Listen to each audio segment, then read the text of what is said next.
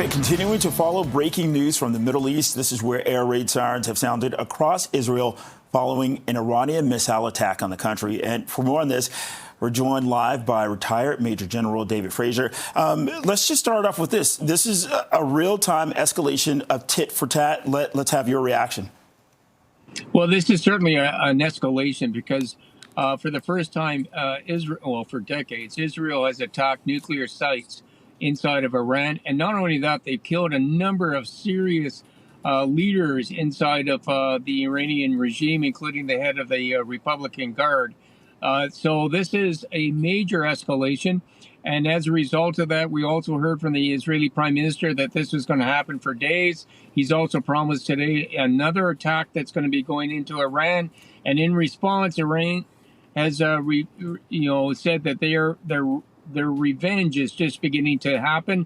We've seen drone attacks last night. Today we saw missile attacks, and we're probably going to see a lot more missile attacks. So this war is just getting going. Okay, and along those lines, there are also, global calls for de-escalation. Let's talk about that. So the de-escalation started with the UN that said that Iran was not abiding by the proliferation of nuclear weapons, and so they were warned about that and actually sanctioned against that. That was the trigger that probably took Israel over the bridge. And they said that they would not allow Iran to have the weapons grade nuclear material that could handle 8 to 10 weapons. And so they attacked, and including killing those scientists and the Iranian leaders. So that all started this whole war. And now we have to wait and see how much more do both sides want to do before somebody like the United States can come in and bring these two parties back from the war that may get out of control if we don't have saner heads get involved. Okay, Major General, let's also talk about the role of the IAEA and sort of, the reluctance of Iran to work with the organization, which that's nothing new. That's nothing new, exactly what you've said. And the IAEA came out with a report yesterday, 2 days ago, and they also gave an assessment today about the damage that the Israelis have done. In part, the IAEA is kind of like the canary in the mine. There are warnings, signs of what's going on, but Iran has actually been degraded its capability because of the success Israel has had against Hezbollah, Hamas, and Houthis with the attacks following the 7th of October.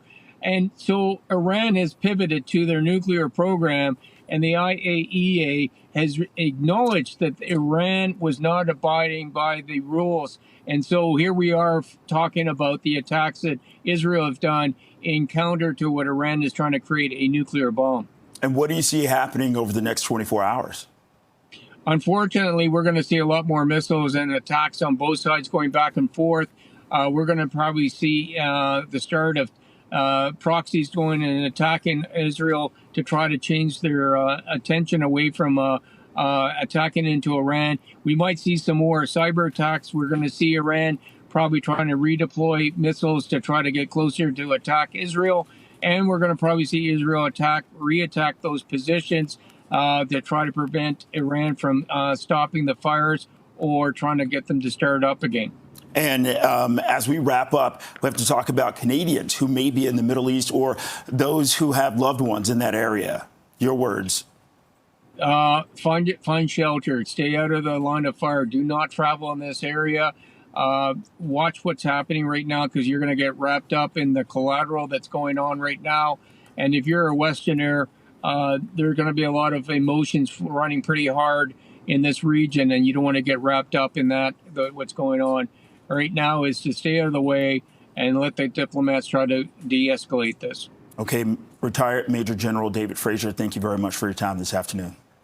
Glad to be with you. Thank you.